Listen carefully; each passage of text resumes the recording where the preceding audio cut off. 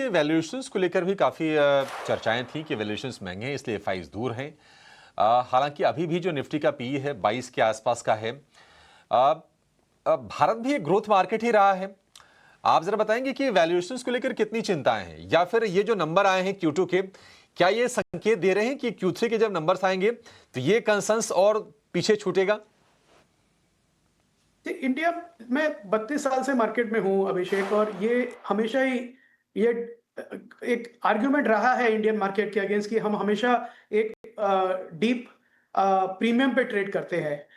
तो जो है वो आई थिंक उसका रीजन, अगर मैं एनालिसिस करूं, वो ये है कि अगर हम इंडियन मार्केट की ग्रोथ बिल्ड करें उसमें, तो हमारा पीईजी रेशियो, जिसको हम कहते हैं पी टू ग्रोथ रेशियो, वो फिर भी कंपैरेटिवली रीजनेबल है। दूसरा, मुझे लगता है जो निफ्टी की अर्निंग्स हैं, निफ्टी एक बहुत अच्छा इंडेक्स नहीं है फ्रैंकली मेरे व्यू से, क्योंकि उसमें काफी ऐसे स्टॉक्स हैं जो अभी भी लो अर्निंग्स पे हैं पर मार्केट कैप बहुत हाई है, जैसे अटर्नल, जो स्क्यू करते हैं निफ्टी की वैल्यूएशन को। और निफ्टी के जो 50 स्टॉक है, अनफॉर्चुनेटली वो 60% कंट्रीब्यूट करते हैं इंडिया की मार्केट कैप को।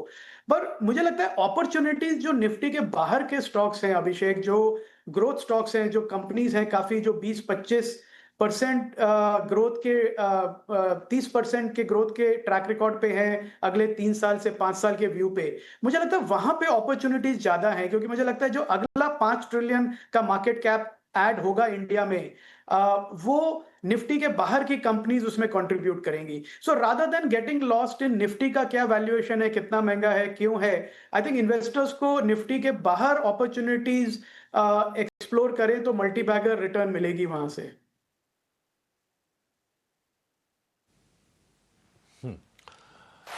ठीक है, मल्टी बैगर रिटर्न की अपॉर्चुनिटी बाजार में बनते जाएंगे। तो जरा बताएंगे अभय सर कि सबसे बेस्ट जो आपको सेक्टर लग रहा है बाजार में इस वक्त, क्योंकि बैंकिंग की चौतरफा चर्चा चल रही है, बैंकिंग और फाइनेंशियल की। बैंकिंग फाइनेंशियल ने रिवॉर्ड करके दिया है, ये तो आपके पास आपके लिस्ट में होगा ही होगा। इसके अलावा कौन से एरियाज आपको काफी आकर्षक लग रहे हैं?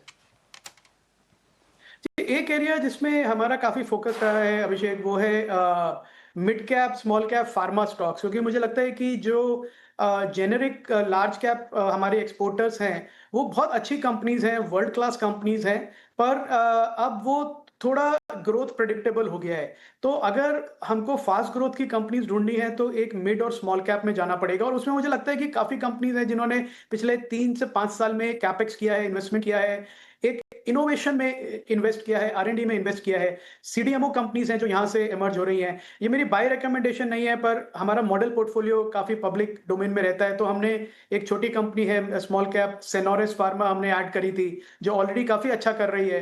तो आई थिंक इस प्रोफाइल की कंपनीज हैं जो फार्मा में, मुझे लगता है India will emerge as a large pharma supplier to the world. और सिर्फ जेनेरिक्स का नहीं, बल्कि सीडीएमओ जो है वो काफी बड़ा प्ले होगा। दूसरी तरफ जो ईएमएस सेक्टर है हमारा, मुझे लगता है कि with the government support, strong demand जो है इलेक्ट्रॉनिक्स की इंडिया में across the board, complex, simple, semiconductor, जैसे हमारे मॉडल पोर्टफोलियो में कंपनीज हैं अभिषेक, केन, सिरमा, एम्बर, मुझे लगता है ये अभी भी यहाँ से मल्टी बैगर बनेंगी अगले 4-5 साल में।